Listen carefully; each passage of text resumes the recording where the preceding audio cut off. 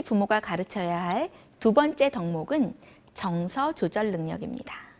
영아기에는요, 배가 고프면 울고 좋으면 웃고 당장의 그 감정을 드러냅니다. 그러다가 이제 유아기로 가면서 자신이 느끼는 감정을 조절해서 표현해야 된다는 걸 배우죠. 그런데 초등 시기에는 이 감정들이 좀 복잡, 미묘해지기 시작합니다. 예를 들어서 유아기 때는 이렇게 말하죠. 엄마 너무 좋아 막 이랬다가 갑자기 엄마 미워 막 이러잖아요. 변하기는 해도 감정이 뚜렷해요. 그런데 초등 시기가 되면 엄마를 사랑하는 마음과 미운 마음이 동시에 있다는 감정을 인지하기 시작합니다. 그리고 보다 건강하게 이걸 어떻게 표현하는지를 배워야 하는 시기이죠. 이때 제대로 배우지 못하면 성인이 되어서도 여러 가지 사건, 사고에 휘말립니다. 2016년에 있었던 일이죠. 8월에 이제 막 날씨가 더우니까 아저씨 세 분이 술을 좀 드시고 응급 구조 헬기 위에 올라가서 막 쿵쿵 뛰고 놀았어요. 그래서 25억이나 되는 수리비 폭탄을 맞은 사건이 있었어요. 올해 5월에는 역시 또 술을 마신 한 분이 가로수길 명물이었던 닛산에서 나오는 이렇게 분홍색으로 이렇게 도색된 아주 예쁜 피가로가 오래된 게 그 가로수길의 명물이 있었는데 그걸 비롯해서 벤츠, 포르쉐 뭐 이렇게 여러 가지 외제차 6대를 들이받아가지고 약 한 15억 정도의 피해를 낸 사건도 있었습니다. 생일인 친구를 태워준다고 고등학생이 무면허로 아버지 차를 끌고 나갔다가 생일인 친구는 죽고 5명의 친구가 다친 사건도 있었고요. 일본에서도 고등학생 친구 3명이 온천에 가서 샴푸 8통을 이렇게 막 풀은 거예요. 바디 샴푸랑 뭐 이거 여러 가지 종류를 풀어가지고 손님들 다 대피하고 막 온 사방이 다 너무 거품천지가 되어가지고 나흘간 문 닫고 청소만 했던 사건도 있었습니다. 부모님들이 책임졌겠죠. 또 올해 초에 우리나라에 있던 어떤 고등학생은 인터넷 중독이 너무 심해가지고 이제 집에서도 안 나오고 막 이러니까 부모님이 정신병원에 입원을 시키셨어요. 근데 얘가 이제 갔다가 외출을 나오는 기회가 있어서 나오면서 내가 어떻게 하면 저기서 탈출할까 생각하다가 불이 나면 문이 열리는구나 이걸 알아가지고 집에서 몰래 라이터를 가지고 간 거죠. 그리고 불을 질렀어요. 병원이 불에 탔거든요. 나중에 사건을 조사해 보니까 이 친구가 일부러 불을 냈다는 걸 알게 되었어요. 이런 청소년을 비롯해 어른들까지 정서 조절을 제대로 배우지 못한 사건, 사고는 무수히 많습니다. 진짜 한 해에도 몇십 개씩 쏟아지거든요. 정서 조절의 중요성이 막 팍 와닿으시지 않으신가요? 자, 흔히 부모님들이 잘못하는 정서 조절 3가지 유형이 있습니다. 첫 번째는 축소 전환형입니다. 엄마 내 동생이 뭐 장난감 부서뜨렸어 막 이렇게 얘기를 하면 이제 엄마가 이러는 거죠. 아유 뭘 그런 걸 갖고 울고 그래. 괜찮아. 엄마 새로 사줄게. 아유 신경 쓰지 마. 자녀의 감정에 무관심하거나 무시하거나 또는 대수롭지 않게 여기는 유형입니다. 시간 지나면 괜찮았죠. 아이가 느끼는 저 감정이 중요하지 않아 라고 생각합니다. 그러나 이럴 때 아이는 다른 사람의 감정을 인식하는 능력이 부족해지고 부모와의 정서적 유대관계가 약해집니다. 이러면 사춘기처럼 감정이 격변하는 시기에 안전하기 힘들겠죠. 두 번째 잘못된 정서조절 유형은 억압형입니다. 형이 장난감 도로 갖고 갔어 막 이렇게 동생이 막 와서 울어요. 그럼 이제 야, 너 지금 숙제는 다 하고 노는 거야? 너 공부할 시간 아니야? 그만 울고 빨리 가서 숙제나 해. 자녀가 부정적인 감정을 드러내는 것을 비판하고 그럼 안 돼, 못 써 등의 이야기를 많이 합니다. 바른 기준이나 부모가 정한 한계를 지나치게 중요하게 생각하고 부정적인 감정 자체를 나쁘다고 생각합니다. 이럴 때 아이는 축소 전환형의 부모보다 더 부정적으로 느껴지기 때문에 자신의 감정을 드러내지 못하고 자신감도 떨어지게 됩니다. 세 번째 잘못된 정서 조절 유형은 방임형입니다. 엄마, 언니가 내 피자까지 다 먹었어. 막 이렇게 애가 울면 그랬어? 아이고, 언니가 나빴네. 이렇게 말하고 아무런 조치도 취하지 않습니다. 아이의 행동을 좋은 방향으로 이끌거나 한계를 제시하지 못하는 거죠. 이럴 때 아이는 문제 해결을 배울 수 없고 공격적으로 해결하거나 아니면 막 울거나 또는 무기력해질 수가 있습니다. 이렇게 잘못된 방법을 쓰지 않도록 부모는 자녀의 감정을 인정해주고 스스로 다스리도록 다양한 대안들을 제시해야 합니다. 또한 부모 스스로 부정적인 감정을 전달함에 있어 자녀를 존중해 주어야 합니다. 누가 젖은 수건을 의자 위에 놨니? 이렇게 소리 지르는 대신 의자 위에 젖은 수건이 있네. 엄마는 축축한 의자에 앉는 거 싫은데? 라고 이야기하거나 수건이 되어가지고 이렇게 조그만한 종이에다 쪽지를 쓰는 것도 괜찮아요. 저를 제자리에 걸어주세요. 이런 방법이 아이들의 마음을 움직이는 방법이 될 수 있습니다. 저희 아들이 초등학교 5학년 때 한 번은 친구한테서 이렇게 손가락 2개 크기 정도의 헐크 피규어를 하나 빌려왔습니다. 그런데 이 피규어를 가지고 와서 너무 재밌어하고 신나게 놀다가 이 피규어가 있으면 이제 얼굴을 뺐다 끼웠다 할 수 있는데 그 얼굴에 붙은 머리카락, 이렇게 헐크가 머리가 많이 없잖아요. 그래서 뚜껑처럼 이렇게 조그마한 조각이 하나 있었는데 새끼손톱보다 더 작아요.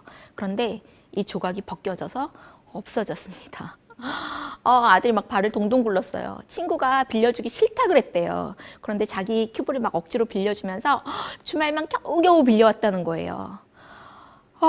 저랑 남편은 정말 한심이 났어요. 할 수 없이 그 피규어를 사기 위해서 시내를 2시간 동안을 돌아다녔어요. 토이저러스도 가고 문구점도 가고 온 사방 다 찾았는데 레고에서 나오는 모든 제품을 다 뒤졌지만 찾을 수 없었습니다.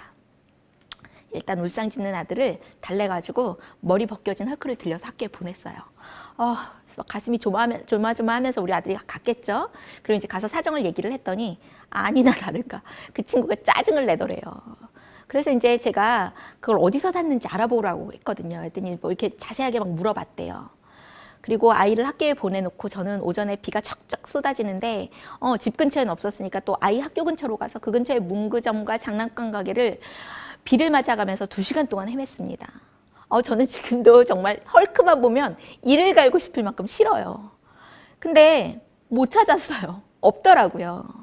그래서 이제 학교가 끝나고 아이가 와서 하는 말이 이게 정품 레고가 아니라 중국에서 나오는 짝퉁이래요. 그래서 2,000원짜리고요. 그래서 이제 동생이랑 지인들에게 막 부탁을 해가지고 주변 문구점에 다 전화를 해보라 그랬어요. 그런데도 이 제품이 없대요. 동생이랑 친한 문구점 아저씨가 알려줬는데 이게 예전에 나오던 거라 지금은 없고 지금은 인기가 없어서 더 이상 단종돼서 안 나온다는 거예요. 그러던 참에 그 친구 엄마가 전화를 주셨어요. 아유, 그거 비싼 것도 아니고 괜찮다고. 아유, 다 없어진 것도 아니고 머리만 없으니까 괜찮다 그러시면서 신경 쓰지 말라 그러시는 거예요.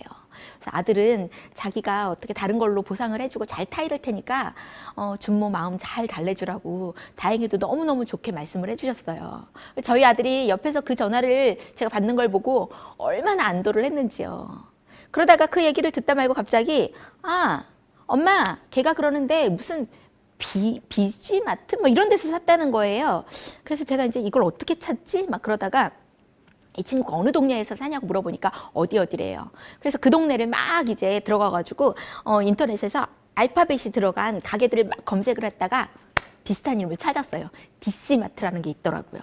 그래가지고 뭐 이렇게 생필품 싸게 파는 매장인데 거기다 이제 전화를 해서 찾아갔더니 그게 딱 한 개 남아있는 거예요. 그래가지고 겨우겨우 사다가 다음날 아들이 그걸 들고 가서 아이에게 전해주고 미안하다고 하라고 그리고 마무리를 했어요. 그리고 이제 저희가 주의를 단단히 줬죠. 다시는 빌려오지 말라고. 친구 장난감 빌려오는 거 아니라고. 이러는 와중에 이제 남편이 저희 아들이 조금 안 됐기도 하고 또 이것 때문에 저희가 너무 고생을 했으니까 인터넷으로 헐크를 4마리나 주문을 했어요. 그래가지고 이제 그걸 갖다 준 날 저희 집에 빨강, 노랑, 초록, 파랑 뭐 이렇게 세트로 그때 요만한 것보다 좀 더 큰 한 손바닥 좀 한 3분의 2 정도 이렇게 큰 피규어 4마리가 저희 집에 도착을 했어요. 저희 아이가 막 너무 좋아하는 거예요. 그러면서 이제 저희가 다시는 헐크 빌려오지 말라고. 너 헐크 빌려오면 막 이렇게 이야기했거든요. 저희한테 정말 헐크는 악몽이었어요. 그래서 이제 아이가 그 4마리 헐크를 해가지고 너무 신이 난 거예요. 한 마리도 없었는데 사실 이제 뭐 그런 걸 갖고 노는 게 그닥 좋다고 생각을 하지 않아서 안 사줬었거든요. 그런데 평소에 안 사주던 헐크를 4마리나 사주니까 얘네를 다 데리고 학교를 갔어요.